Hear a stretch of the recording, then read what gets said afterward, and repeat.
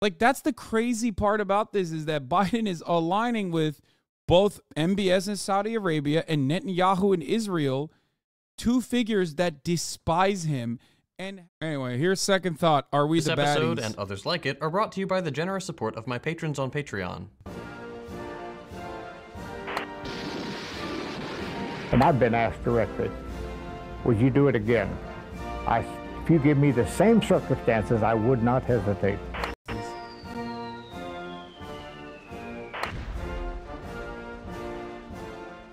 According to Doctors Without Borders, its hospital in northern Afghanistan came under repeated direct attack on Saturday from a U.S. AC-130 gunship. When a mistake occurs, the United States owns up to it, and we vow to get to the bottom of what exactly happened. No, we don't. Tried to meddle in other countries' elections? Oh, probably. That's why tomorrow I'm going to send to Congress, help us build a world that is safer, more peaceful, more prosperous for our children and grandchildren.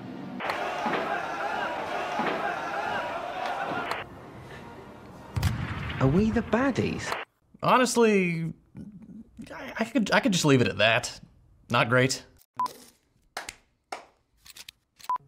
Okay, friends, today we're going to tackle a big topic, and one that might make my fellow Americans a little uncomfortable if you haven't grappled with this stuff before.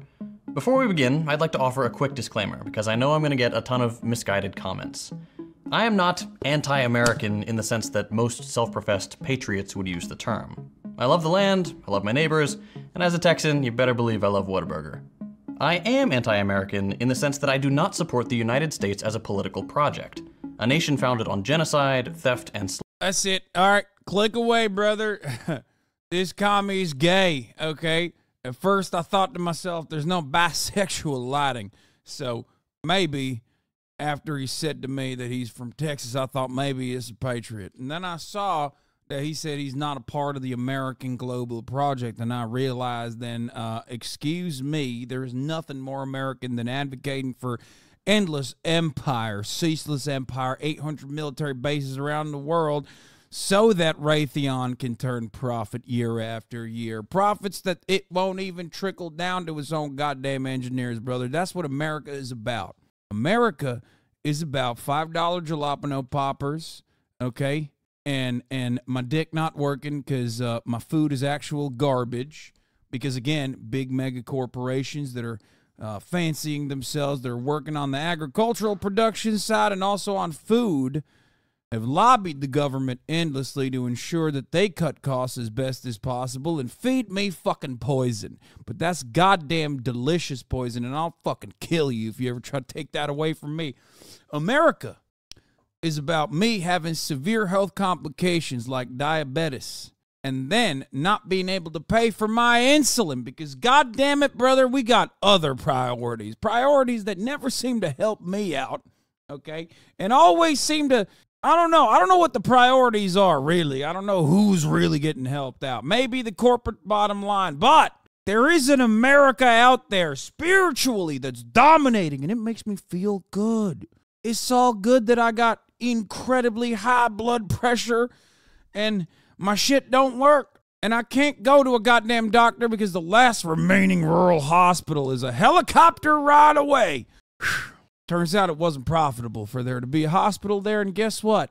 That's goddamn all right because I'm fucking American. I'm proud to be a goddamn cuck.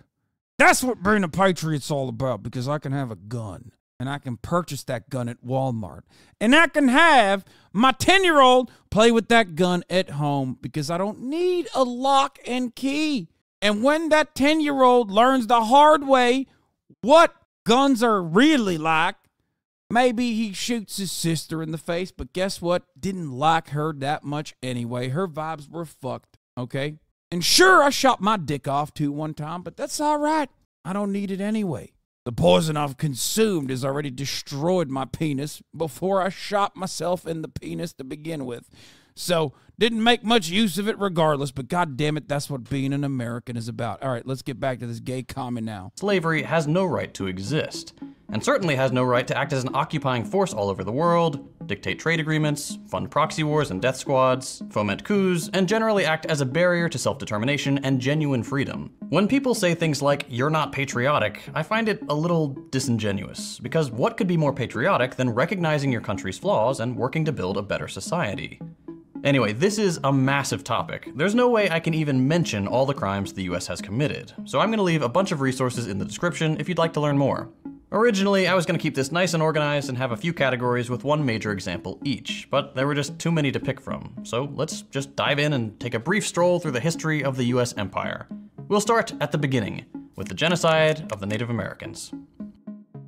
When Europeans first laid eyes on what they called the New You mean the general lie, brother? World, it's estimated there were around 15 million indigenous people living in North America. By the end of the 19th century, there were just 200,000. 14.8 million people were killed by these foreign invaders who, without any sense of self-awareness, considered the native population savages. Perhaps the most infamous period of the genocide is known today as the Trail of Tears, which lasted from 1830 to 1840. This Excuse me, that seems quite a bit like a peaceful transfer of a indigenous population. Yeah, sure, a lot of people died in the process, but like, I mean, the ultimate goals are like they're away from the conflict, right? Why did the conflict begin? Well, let's not talk about that too much. What you have to remember is the white civilizing force there was just peacefully. Yeah, they were. Yeah, Trail of Tears, tears of joy, brother. That's a good one. Exactly. Yeah, what do you mean? They never specified what kind of tears. They were joyful tears. They were saying, "Thank you, white man, for moving me away from the conflict." This project, initiated by President Andrew Jackson, a war criminal and slavery enthusiast, and approved by the United States Congress, had the explicit goal of removing Native Americans from the land the US was currently colonizing, and relocating them across the Mississippi. The problem was, most of these people didn't want to leave their homes. So, naturally, the US butchered as many as it took until the native population complied. The actual relocation process was incredibly dangerous, and thousands of people died of disease, starvation, or exposure to the elements. Of course, that was of no consequence to the US government. They had achieved their goal: vast new swaths of land to colonize and turn into farmland to be worked by an army of slaves. This is just one short 10-year period in the history of the genocide of Native Americans, but it's indicative of the cruelty and calculated inhumanity that underpins the American project. Find land or resources you want, kill the locals, and maximize profits by making use of slave labor. I've left a number of books on this genocide in the description, and I highly recommend my American viewers take a look. What we're taught in school does not reflect the magnitude of the crimes our country committed. Early Americans participated in the eradication of the bison specifically to starve the indigenous peoples. They attacked villages and butchered men, women, and children to universal praise. They did everything they could to make the native people who were just trying to exist seem like evil monsters bent on destroying the American project. There's a reason Hitler had such admiration for this period in American history, but we'll get to that later. Hitler, being one of the most evil guys of 20th century, admired the European conquest of Native Americans. In 1928, Hitler praised Americans for killing millions of Native Americans and reducing their population to a few hundred thousands. By 1928, United States was already the most dominant power in the whole world, and Hitler thought racism helped America in becoming a great power. According to Time magazine, after Nazis took power in 1933, Nazi lawyers carefully studied the American laws before they crafted one of the most racist legislation of 20th century, the Nuremberg laws. US immigration laws at that time favored Northern European immigration and made it very hard for other immigrants like Jews, Italians, Asians to gain American citizenship. Nazi commentators praised American laws like this. For now, let's move on to some good old-fashioned war crimes.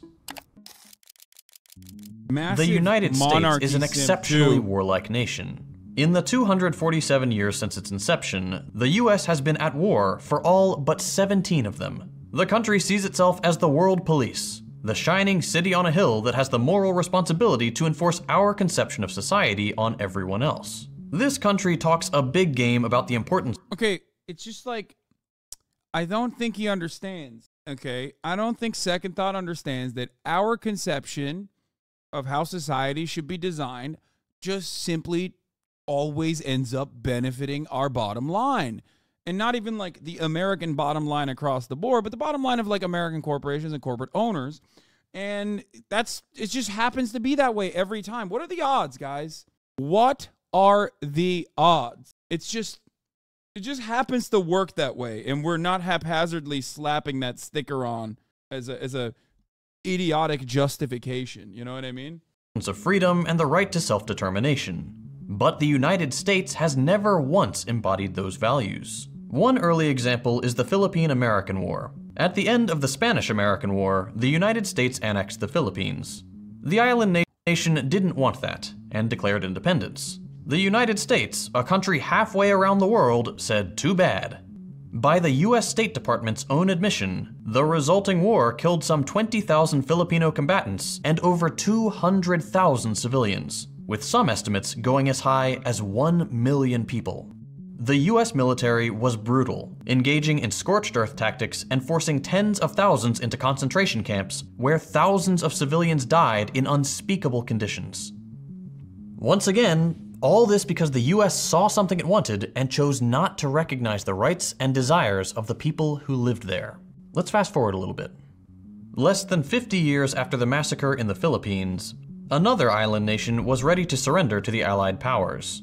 At the very end of World War II, Japan was thoroughly beaten. But even though the Allies were just beginning to celebrate victory, the United States had already set its sights on a new geopolitical and economic rival.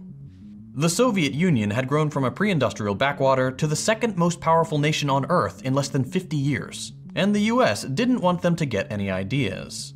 So on the 6th and 9th of August 1945, the United States dropped nuclear bombs on the Japanese cities of Hiroshima and Nagasaki, vaporizing over 200,000 civilians. There are those who attempt to justify the bombing, saying that it saved countless lives by ending the war. But this is another dude, American arguments that justify American actions are so funny. It's always like, you don't understand, the firebombing was far worse. And it's like, dog, what do you mean? Okay, well, who was doing the firebombing? We were doing that too. You don't get it. It was a de-escalation. It was a de-escalatory bombing campaign, okay? It's always for an honest, earnest, good thing, okay?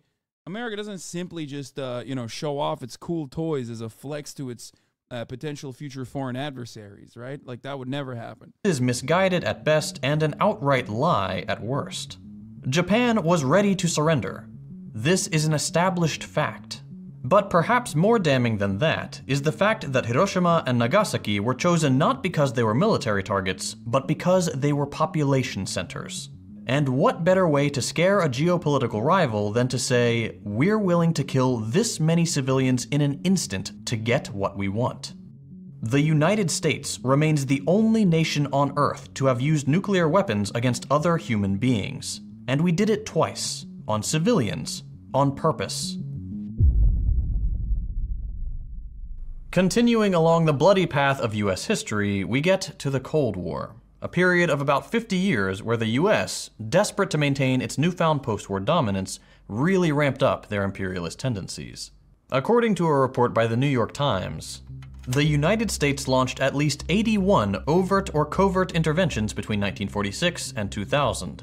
Latin America was of particular interest, and saw regime change projects in Nicaragua, Honduras, Panama, Mexico, and the Dominican Republic. Then you had the 1953 CIA-backed coup in Iran, which deposed the left-leaning, democratically elected President Mossadegh and reinstalled the despotic Shah. Okay, but they also,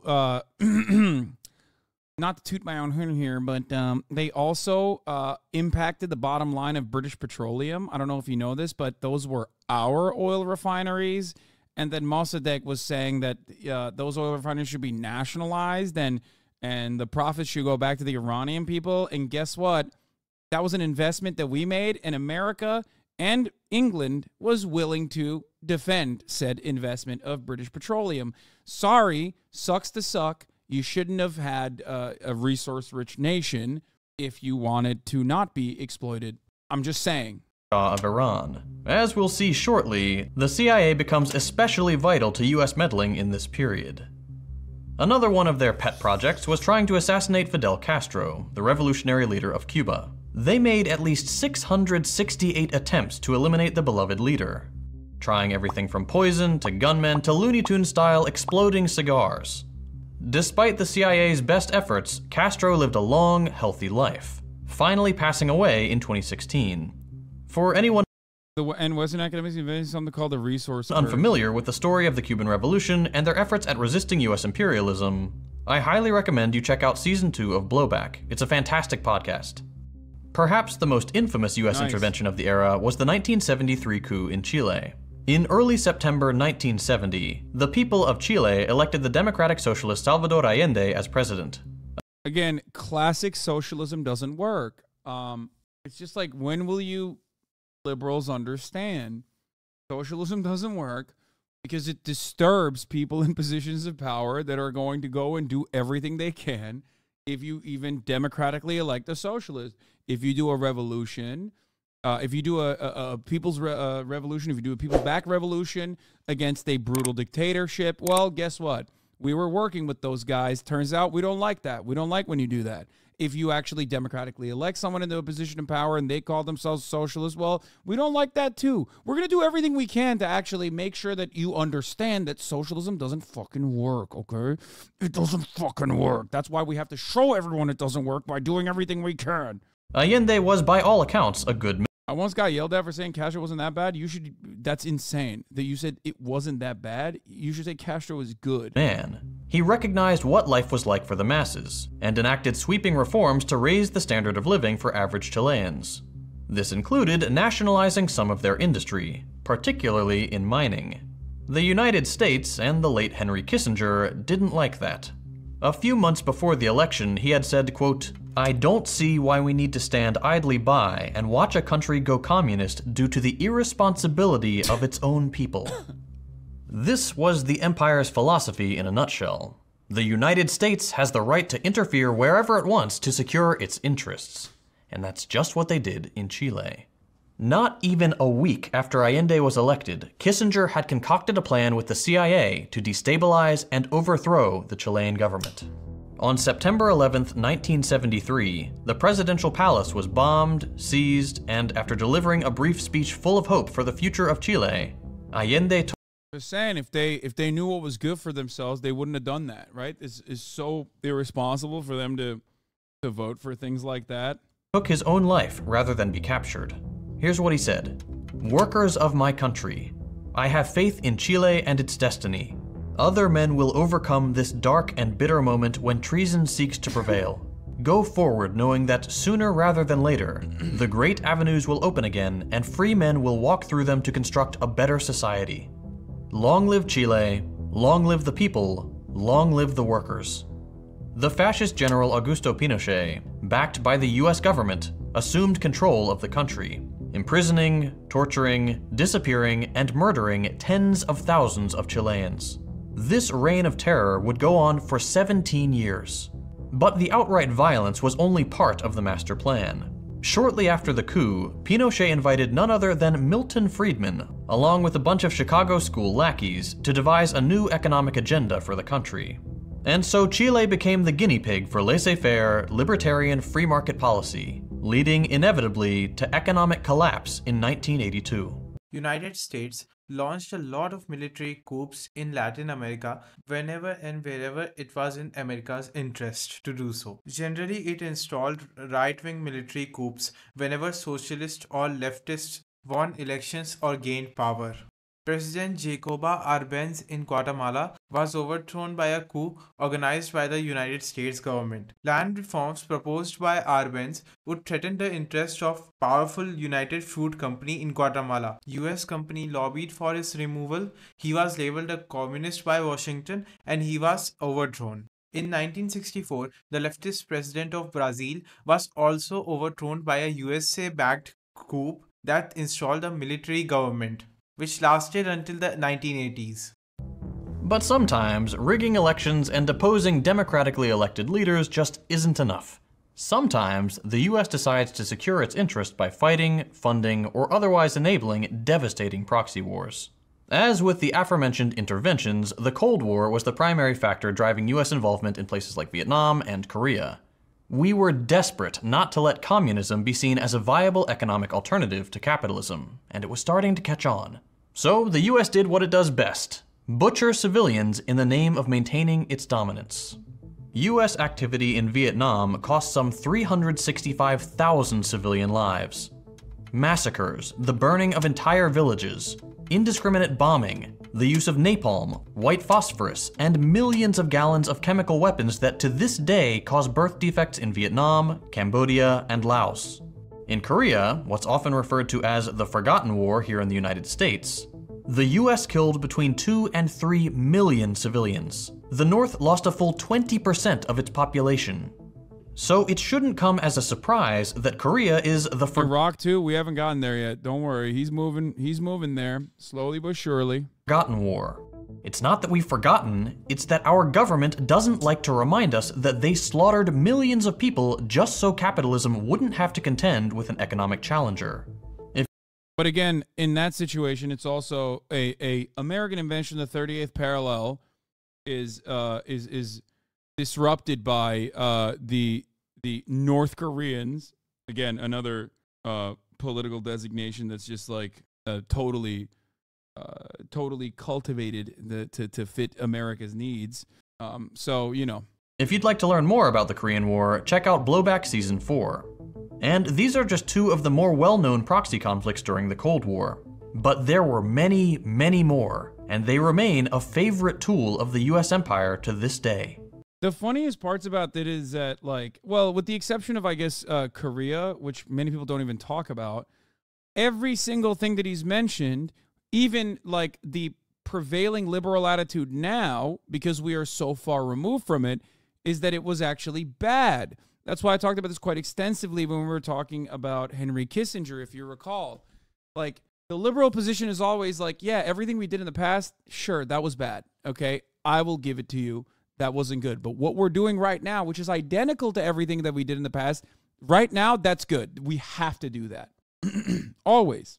And if you go against that and go, hold on, maybe we should just dial it back a little bit and really assess, then your politics are just America bad. That's all it is. Your politics are only America bad. Have you, have you considered that maybe America good? Have you considered that maybe like the people that we are bombing they hate gay people, or they have really horrible conditions.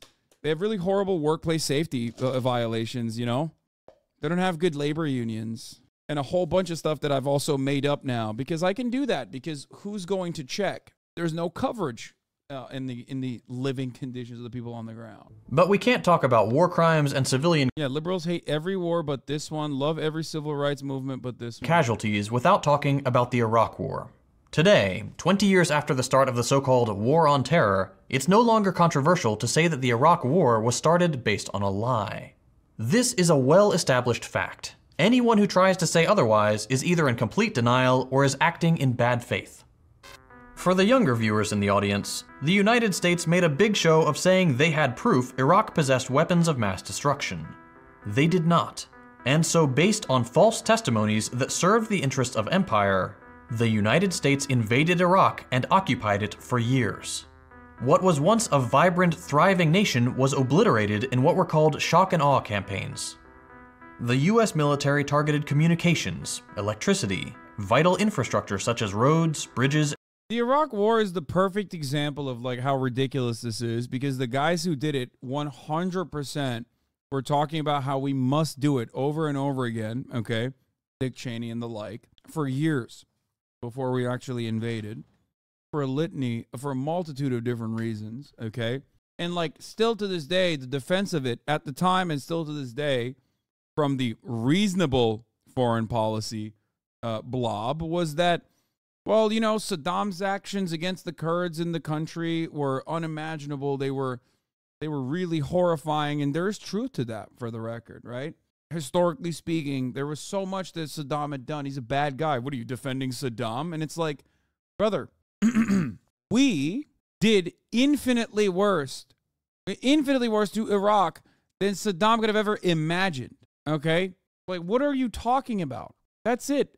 This should be such a formative point in recent American history. Okay? That's a little wild. It's wild to say that America's illegal invasion and occupation of Iraq is infinitely worse than what Saddam could have ever done to Iraq. That is not a contentious point. What are you talking about? This is the problem. Why were libs so anti-Iraq war at the time? Was it just Bush? I don't get it. Yes, there was still the remaining factions of like anti-war liberalism that were anti-Bush. And Barack Obama's administration absolutely destroyed that.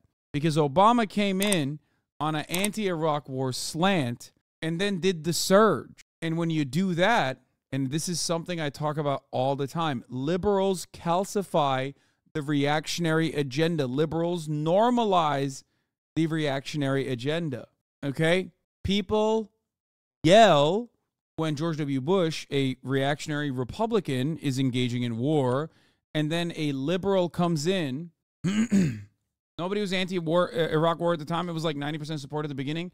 That is also, I mean, what you're describing is not dissimilar to the origins of the anti-Israel's genocide of Palestinians. Okay?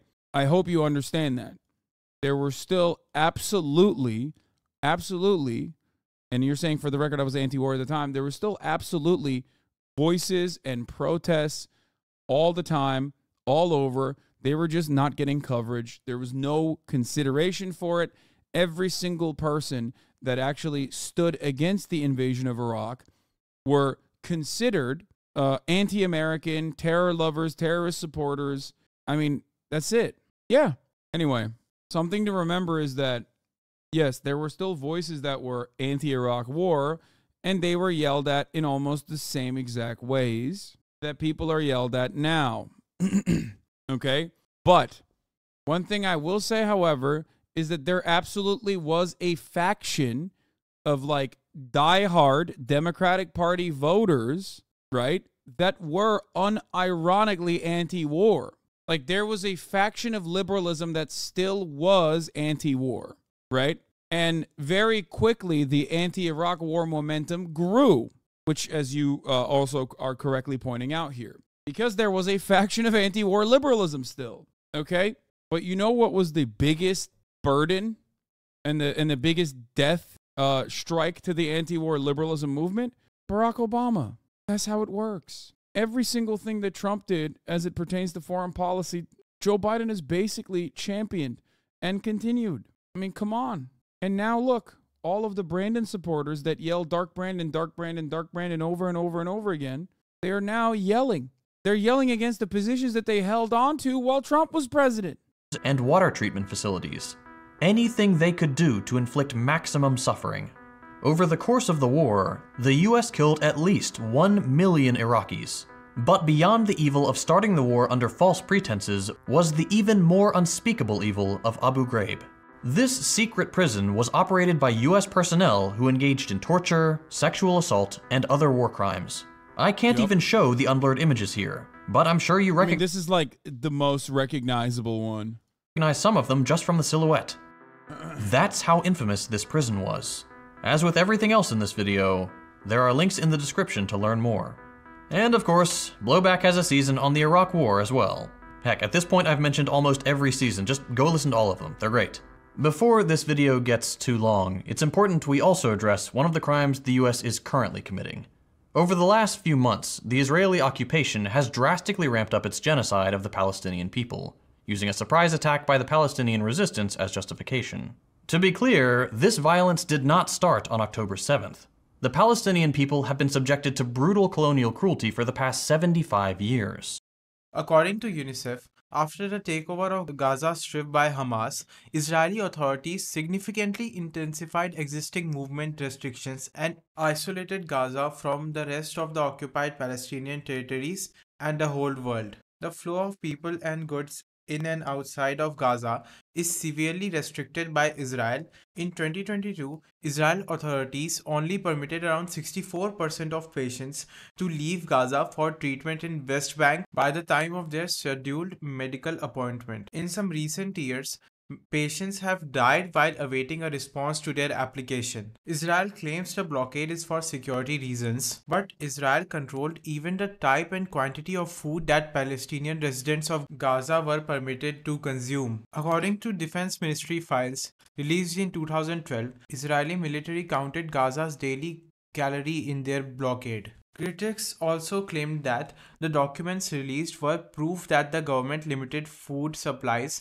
to put pressure on Hamas. It's not a complex issue.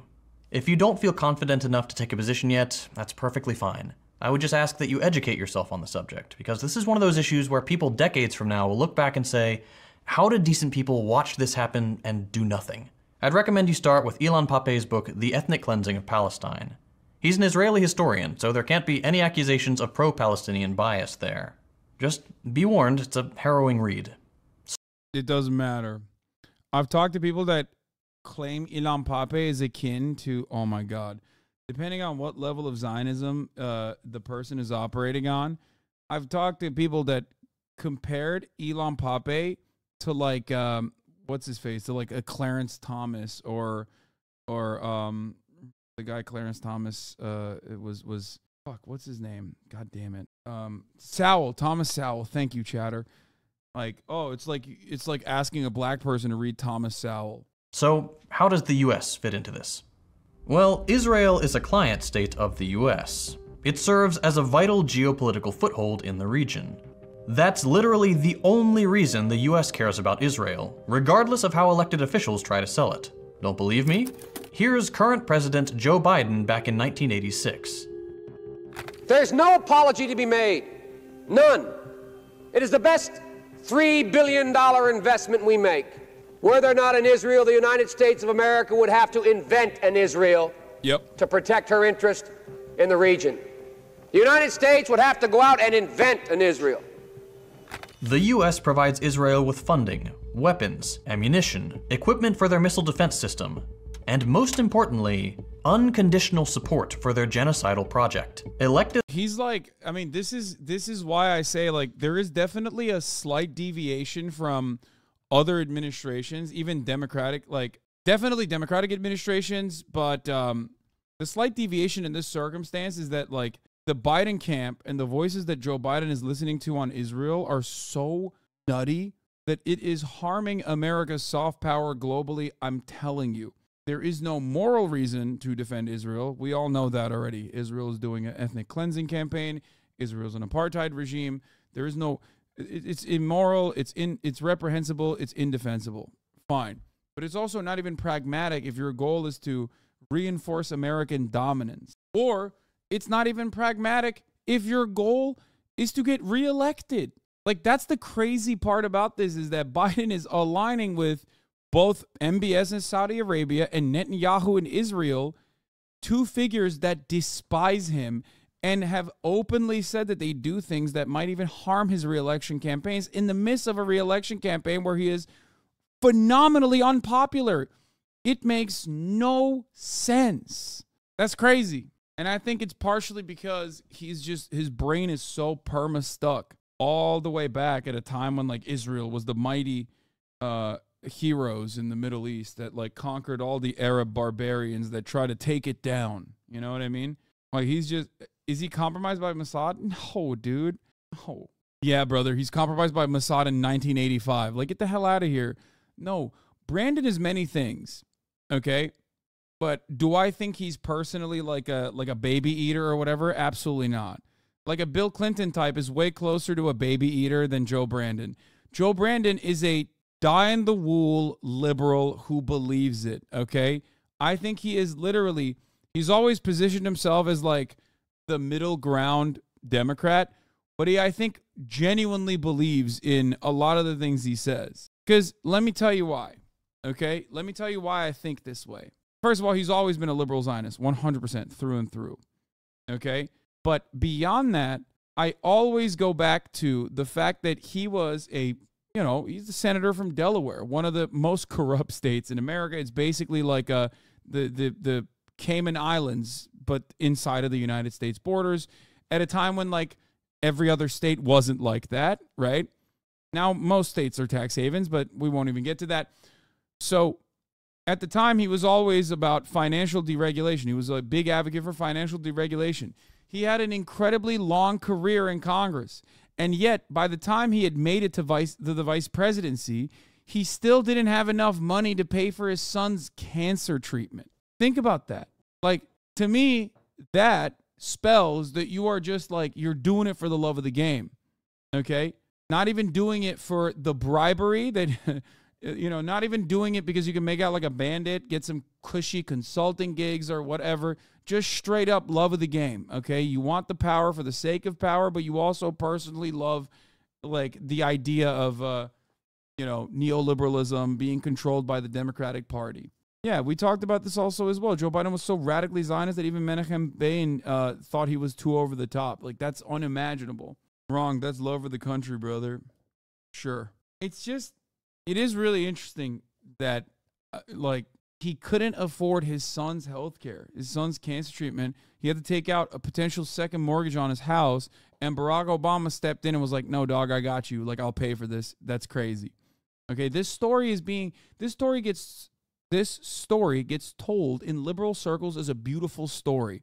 When I hear it, it's like zapping my brain with cancer directly, because I'm like, how do you not see how insane this is that you have two people that had the opportunity to push for more comprehensive coverage and like didn't move it across the finish line for a multitude of different reasons. And Joe Biden himself personally, years later, ran against a popular candidate that was pushing for Medicare for all, an expansion on Medicare coverage. Also, why is he so bad with money is the second question. It's because he, weirdly enough, I don't think is like, quote unquote, compromised in the same way that like a Bill Clinton type is, or even a Barack Obama type is, right?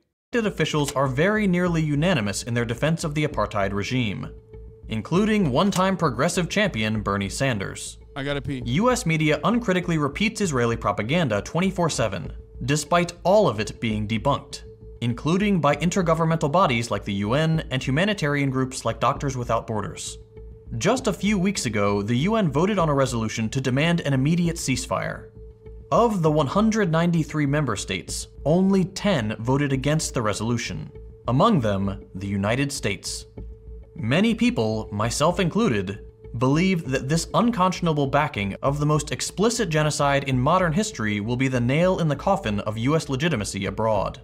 No country on Earth beyond our Western European vassals will ever again believe a word the US says about freedom, democracy, human rights, or self-determination. The only difference between the United States and Israel is that the genocide of Native Americans was almost absolute, and Israel hasn't achieved that goal yet. There's a reason Hitler spoke so highly of US colonization efforts. It was complete extermination. And I guarantee you the same arguments we're hearing today from defenders of the Israeli genocide of Palestinians were used to justify the atrocities committed in North America. Just about everyone agrees that what the European colonizers did to the Native Americans was wrong.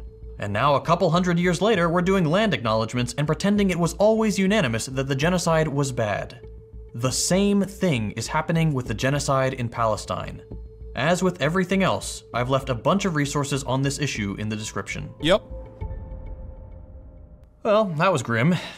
It's always hard making these videos. The answer is yes, we are the bad guys. But you don't have to be, okay? That should be your takeaway from this, is that while America are the bad guys, you have the choice and the decision to be on the right side of history, okay? And you can do that. We all have that power. I personally believe that I do that every day, okay? And plenty of you in this community also do that every day. This does not mean that you hate Americans. This does not mean that you hate America as a concept. That's why I live here. This is something I mention all the time. I used to mention it way more frequently, okay? People love saying, Hasan, you fucking hate America. And it's like, listen, I'm profoundly fortunate, okay? I'm so goddamn fortunate that I had an affluent beginning so I could actually come to America with ease. And even then, there was still a lot of hardships associated with that in comparison to a person who was just simply born here. I chose to be here. Okay? I worked to be here. Many of you that are in America didn't. Okay? This is before we even talk about so many people who work infinitely harder than myself to get here. Okay? Infinitely. So whenever people say, oh, dude, like, you hate America, it's just America bad, why don't you fucking leave? And it's like, I hear this so frequently. I hear this from Republicans all the time, and I still hear it nonstop. But I now hear it from liberals too. But they try to, sauce it up in an intellectual way, I guess. And the issue is, it's because I like America, and it's because I see the potential of America, that I want to try and do my very best, as it is my moral duty, to make sure that America at least dials it back as best as I possibly can push for. That's it, okay? When I advocate for universal health care, it's not because I want America to destroy itself. When I advocate for free college education, it's not because I hate America. It's because I want Americans to have a life of meaning, a life of dignity, okay? I want the real American dream that was promised to people. That's it. And I know we have the wealth. We have the finances to make it work. And it's very, very, very frustrating when people try to engage in team sports and then unironically end up identifying with the enemy team. If you consider Republicans and reactionaries to be the enemy team, then why are you identifying with their positions? Why are you criticizing people from the exact same perspective? When it comes to American foreign policy, many people fall into this trap. Because there's so much to say, and I have statistics on how long the average viewer sticks around. I didn't even mention the CIA's domestic operations, or Operation Paperclip, or the embargo on Cuba, or the UN resolutions that show the US being the sole vote against classifying food as a human right, or any number of other things. The bottom line is this. There is a reality that we are not exposed to here in the United States. There's a reason the majority of the world hates us. Not us specifically, but the nation, the flag on the invader's uniform. The United States is the single greatest barrier to progress in the world, bar none. This country is responsible for some of the most reprehensible crimes against humanity the world has ever seen. If you're thinking, but it says right here in my history book that the good guys won every war, maybe it's time to think about who writes the history books, and what interests benefit from the American people remaining uneducated and blindly patriotic. You and I may be good people, but as the United States of America, yeah, we're the bad guys. There it is. Great video from friend of the show, Second Thought. Are we the baddies? It says. And it's clear, it's concise in its messaging, and there it is.